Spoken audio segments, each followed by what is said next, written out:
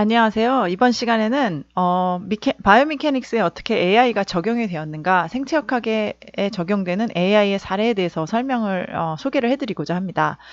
지난 시간까지 머신러닝과 뉴럴 네트워크의 아주 개요에 대해서 우리가 공부를 했고요. 이제는 그러한 기본 지식을 바탕으로 생체역학 분야에선 어떤 것들이 이슈가 되고 있고, 특히나 웨어러블에서 어떻게 AI가 적용되는지에 대해서 말씀을 드리려고 해요. 그래서 먼저 생체역학이란 분야에 대한 소개를 드리겠습니다. 생체 역학이라고 하면 일단 역학이란 말이 들어가죠. 이 미케닉스라는 것의 뜻은 힘과 물체의 변형, 힘과 물체 운동에 대해서 공부하는 학문이고요. 거기서 나온 것이 Mechanical Engineering, 기계공학이잖아요.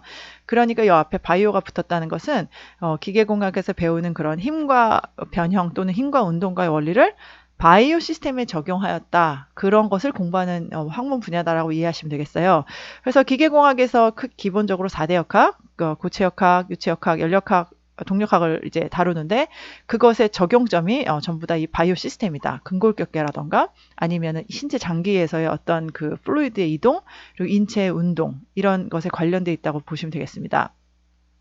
제가 주로 말씀드릴 부분은 다이나믹스, 동력학을 기반한 바이오미케닉스인데요.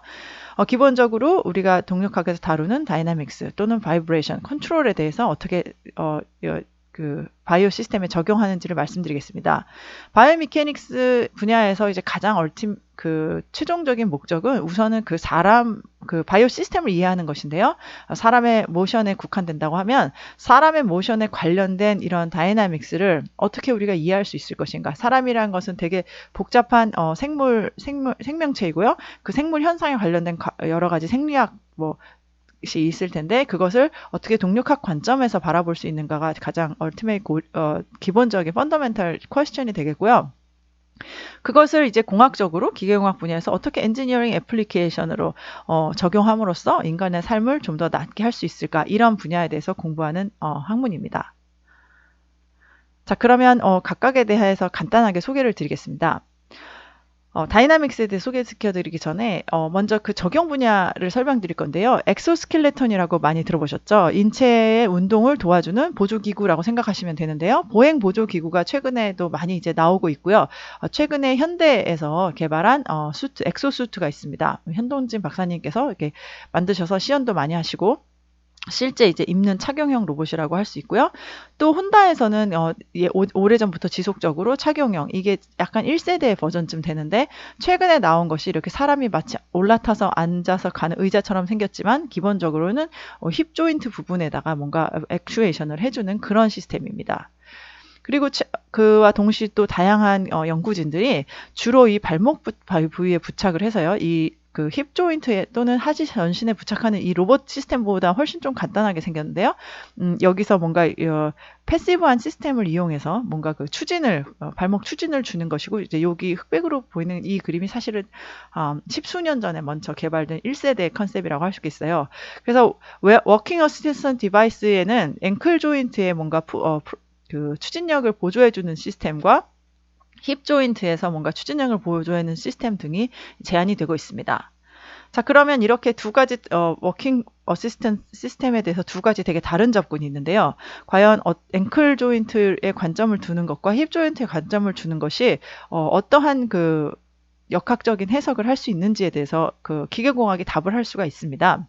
그리고 생체역학 실험 같은 경우에는 어떻게 하게 되냐면, 우리가 결국 알고자 하는 것은 이제 인체의 운동 시스템이기 때문에 사람을 운동시키고 그 운동을 직접 재는 것이죠. 그래서 먼저 사람 실험을 하기 위해서는 생명윤리위원회, 각 기관에 있는 생명윤리위원회로부터 이제 어프로브를 사전에 받아야 되고요. 운동을 하는 것을 재는 것은 힘과 모션을 재는 것이기 때문에 보통은 힘을 재는 힘판들이 보통 이렇게 폴스 플레이트가 내장된 트레드밀이라던가 이런 폴스 플레이트를 이제 뭔가 측정하고자 하는 실험실의 바닥에다가 이렇게 묻어둔다던가 이런 식으로 이제 힘을 재게 되고요. 그 다음에 이제 3D 모션 캡처를 하게 되는데 보통 광학 시스템을 많이 쓰죠. 광학 시스템에다가 몸에 마커를 부착하여 몸을 측정을 하게 됩니다. 이런 것들이 기본적인 생체역학 실험 세팅입니다. 그래서 저희도 사람 연구를 할 때는 이렇게 생체역학 실험 세팅에서 사람의 모션을 재고 그것을 가지고 동력학적 분석을 하게 되죠. 자, 그럼 다시 워킹으로 돌아와서 사람이 이렇게 걸음을 걸을 때는 이제 계속 여러 가지 뭐 한 발 지지 구간, 두 발 지지 구간, 뭐 스윙 구간 여러 가지 구간이 있는데요. 이렇게 양발을 처음 시작하는 이 구간을 영어로는 더블 서포트 페이즈라고 하는데 이 더블 서포트 페이즈에서 충돌이 일어나면서 이때 에너지 손실이 발생합니다.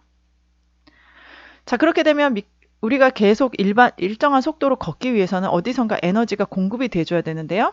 인체 구조상 에너지를 공급할 수 있는 것은 크게 발목의 추진을 이용해서 발목 근육의 추진, 앵클 푸시오프라고 표현합니다. 를 이용하거나 아니면은 힙 조인트의 스윙을 이용해서 추진을 하게 됩니다. 그래서 잃어버리는 그 에너지만큼을 보상해서 일정한 속도로 걷거나 뛸 수 있게 되죠. 자, 그러면 이런 컨셉에서 우리가 힙 스윙을 보조해주는 보행 보조기를 시스템 설계한다든지 아니면 앵클 푸시업을 보조해주는 보행 보조기 설계한다든지 하는 식으로 연구가 진행되고 있는데요. 어떤 것이 어떤 면에서 더 효율적인지를 간단한 동력학의 모멘텀 어널리시스로 분석을 할 수 있게 됩니다. 간단히 요약을 드리면 사람이 이제 걸음을 걸을 때 인체의 무게 중심을 사실을 보면은 무게 중심에 미치는 힘은 그 앵클 푸시업에 대한 그 푸시업 임펄스가 있겠고요. 그 다음에 그 힐 스트라이크, 그러니까 이제 양발 지지 구간이 되면서 다리가 땅을 이렇게 다리가 땅과 충돌하게 돼서 받게 되는 힐 스트라이크 콜리전 임펄스가 있습니다. 이러한 이제 외부에서의 힘에 의해서 물론 이제 인체가 힘을 내서 그것에 대한 발력으로 지면에서 발력이 발생하는 것인데요. 그것으로 인해서 인체의 그 무게 중심의 그 모멘텀이 바뀌게 되는 것입니다. 그래서 이 힘과 힘이 가해졌을 때 어떻게 모멘텀이 바뀌는가 하는 되게 기본적인 동력학 지식을 이용해서 분석을 하게 되면 얼마만큼 내가 푸시오프를 증가를 시키는가, 즉 발목에서 추진력을 증가해서 걸음을 걷느냐에 따라서 나의 그 역학적인 이일이 결정이 됩니다. 그것을 분석을 해보면 푸시오프를 세게 차면 찰수록 발목에서 가해지는 행해지는 그 역학적 일이 증가하게 되고요. 이에 반해서 힙 스윙을 통해서 하게 되는 미케니컬 웍은 이렇게 감소를 하게 됩니다. 결국 인체가 내는 힘은 모든 몸의 근육에 의한 것이기 때문에 힙에 의한 웍과 역학적 일과 앵클에 의한 역학적 일을 합산한 것이 토탈 바디가 하는 웍이 될 텐데요. 그것을 계산하게 되면 그러니까 그러니까 생체 역학적으로 봤을 때 이제 그 근육이 구동 가능한 범위 내에서 그리고 그 구동을 할 것 같다고 사료되는 그 레인지 내에서는 어떤 특정한 옵티멀 값이 존재합니다. 그러니까 가장 적은 역학적 이의를 수행하면서 걸음을 걸을 수 있게 되는 딱 그 옵티멀한 최저값이 나오게 되고요. 그것을 이제 계산으로 도출해낼 수 있게 됩니다. 이것은 속도에 대한 함수인데요. 당연히 속도를 빠르게 걸으면 걸을수록 이렇게 발목을 세게 차줘야 되니까 하는데 그 값을 이제 우리가 유추하여 정할 수가 있게 되고요. 그러하게 모델로부터 추정되는 최적의 값, 최소한 에너지를 적게 쓰면서 걸을 수 있는 보행에 대한 이런 그 모델의 프리딕션이 있고 실제 사람을 실험을 해보면 젊은 사람들이나 나이 드신 분 모든 사람들의 보행이 그런 모델 프리딕션의 트렌드와 매우 유사하게 들어맞는다는 것을 알 수 있습니다. 즉 여기 이러한 동력학에서 쓰이는 모멘텀 어널리시스를 통해서 사람이 보행을 할 때 에너지를 계속 손실하게 되는데 그런 에너지 손실을 가장 역학적인 관점에서 봤을 때 가장 최적화해서 보상할 수 있는 방법은 바로 앵클의 푸시업을 보조하는 방법이다라는 것을 알 수 있고요. 따라서 보행 보조기를 전적으로 미케니컬 웍 관점에서 설계한다고 하면 앵클 푸시업가 가장 코스트 이펙티브한 방법이라는 것을 알 수 있습니다. 이것이 동력학적인 분석을 통해 보행 시의 에너제틱에 대해서 분석하는 그러한 사례입니다. 다음으로는 제어, 기계공학에서 배우는 제어, 피드백 컨트롤, PID 컨트롤 이런 컨셉들이 어떻게 사람의 운동을 이해하는 데 적용되는지 한번 예를 들어서 말씀을 드릴게요.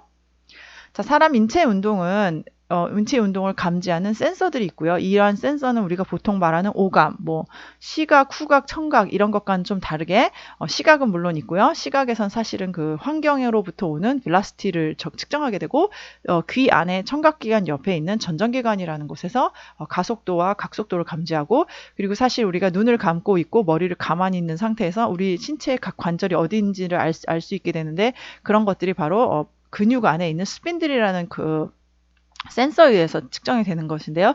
그런 거를 proprioception, somatosensation이라고 합니다. 그래서 다중의 그런 멀티플 센서로부터 인체의 운동이 감지가 되고요. 그것은 신경을 통해 인체에 먼저 세러벨럼이라고 하는 소뇌, 그리고 대뇌 피질에 센소리 콜텍스로 정보가 모아지게 됩니다. 그래서 그러한 다중 정보들을 바탕을 해서 내가 이런 동작을 취하기 위해서는 각 근육을 어떻게 어떻게 액티베이션 해야 되는구나 하는 컨트롤 플랜이 결정이 되고요. 그것이 모터 콜텍스에서 다시 신경을 타고 각 근육에 신경으로 전달이 되게 돼서 각각의 조인트가 근력으로 인해서 토크를 발생시키고 그래서 원하고자 하는 무브먼트를 이루는 이러한 구조로 되어 있습니다. 자, 이렇게 피지올로지컬하게 되어 있는 이 구조는 사실 공학적인 시스템으로 보면은 물론 이제 그 전체적으로 센서리하고 뇌와 다시 이렇게 척추를 통해 내려오는 것 외에도 로컬한 루프도 존재는 하는데요. 어쨌거나 이제 말씀드린 이러한 그 센서리 피드백은 공학적으로 보는 이런 피드백 시스템과 매우 닮아 있습니다. 일단 플랜트에서 나오는 신호가 물론 노이즈도 존재하지만 센서에 의해서 캐치가 되고요.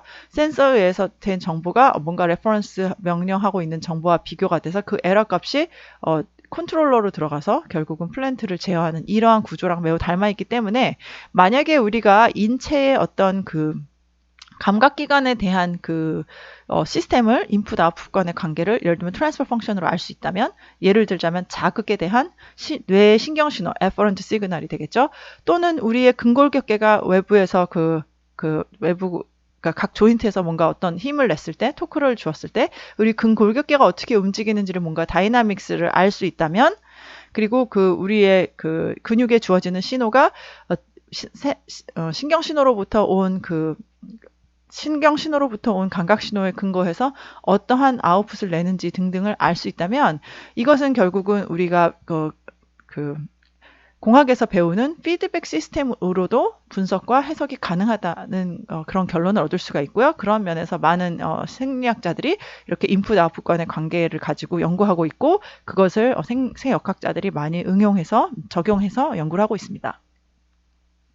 자, 그러면 이제 오늘 관심 있게 말씀드릴 부분은 그럼 그렇게 어떻게 사람이 운동을 할 때 각각의 예를 들어서 앵클 조인트라던가 힙 조인트에 걸리는 토크가 그 모션과 어떤 스테이 피드백 관계로 표현을 할 수 있다면은 예를 들면 그 컨트롤의 의미는 무엇인지에 대해서 설명을 드리려고 해요. 자, 먼저 사람을 실험하기 위해서 뭔가 펄터베이션이 있을 때 뭔가 조인트 토크를 가해서 뭔가 원하는 값을 유지한다. 인버티드 펜듈럼이라고 보시면 되겠네요. 펄터브드 인버티드 펜듈럼이라고 하면 이제 펄터베이션이 있을 때 뭔가 조인트에 제어를 해서 메인테인 하잖아요.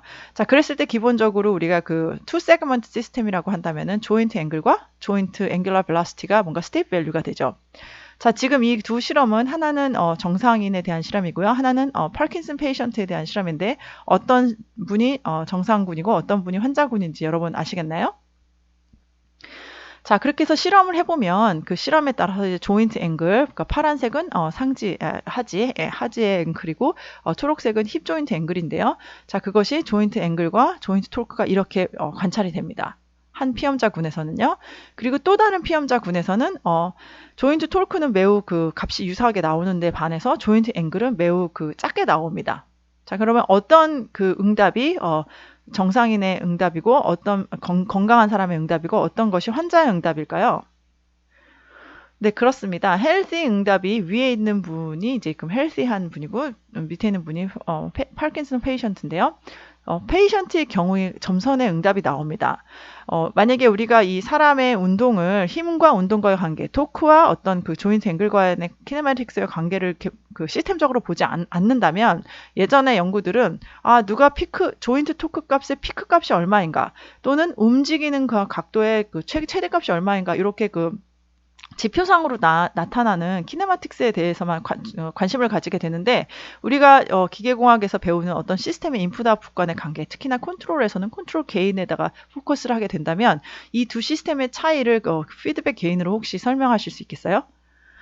지금 파킨슨 페이션트는 같은 similar 조인트 토크에 대해서 smaller 조인 앵글이 나타납니다. 전형적으로 시스템이 어떻게 된 거죠? 예, 스티프한 거죠. 시스템이 very 스티프하게 되기 때문에 당연히 그것을 피드백 게인으로 본다면 매우 스티프한 게인이 되게 됩니다.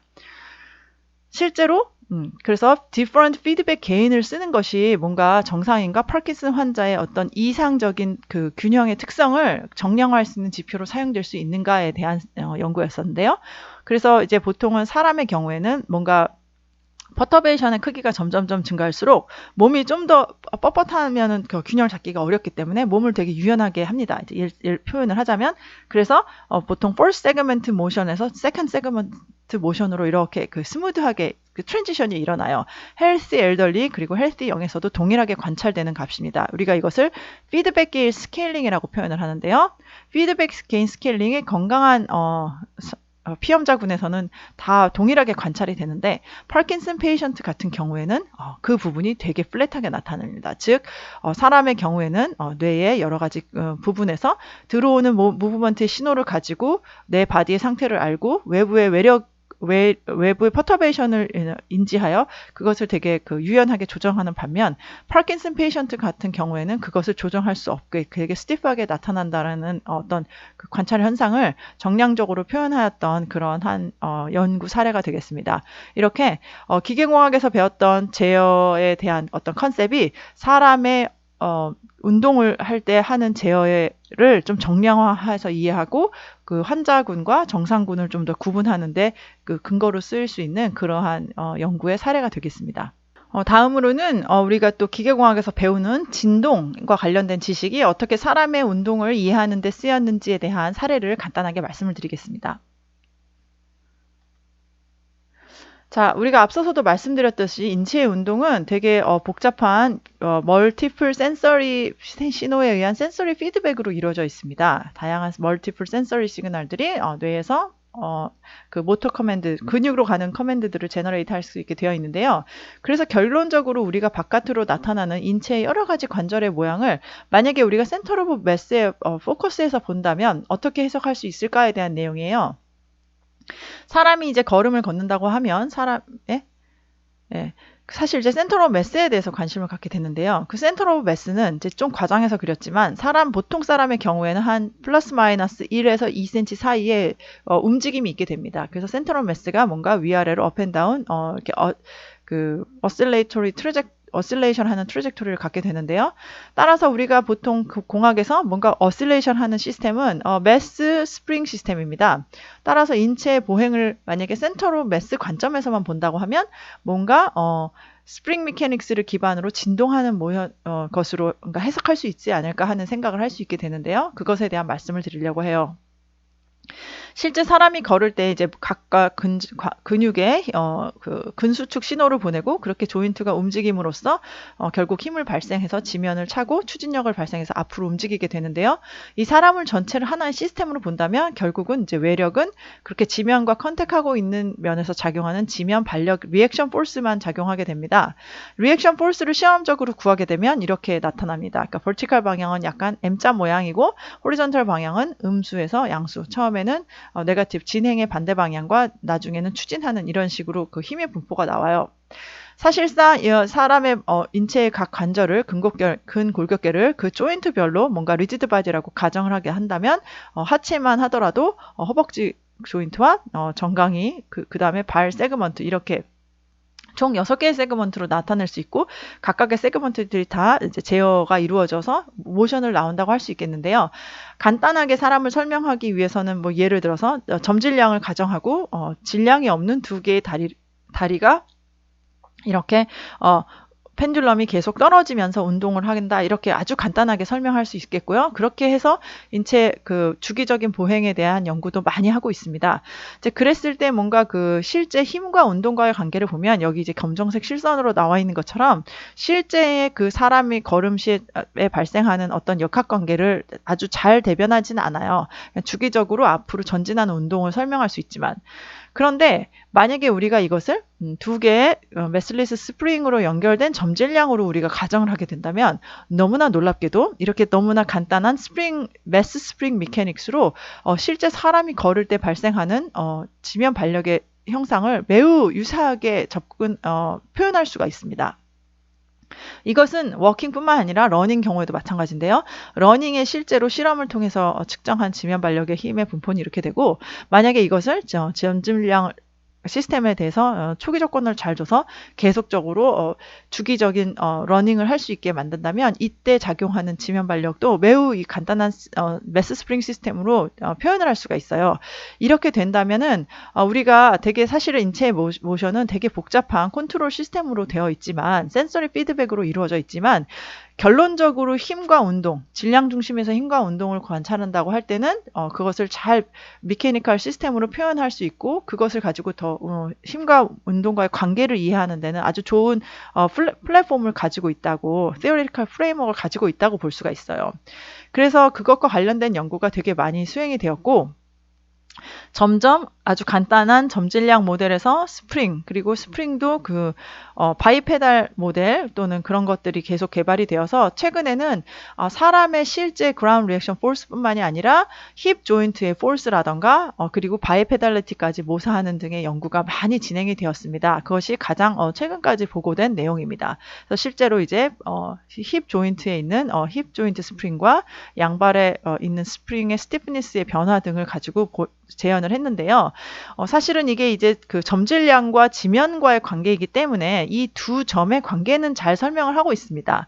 하지만 실제 인체 하체 같은 경우에는 여기 허벅지 부분과 정강이 부분 그리고 발에서도 사실은 여기 그 중족지골, 메타타살이라고 하는 이 부분에 어떤 조인트 모션이 있어서 사실은 4개의 세그먼트로 이루어진 하지이기 때문에 각각의 하지의 운동과 직접적으로 연결시키는 데는 그 under determined 시스템이 됩니다.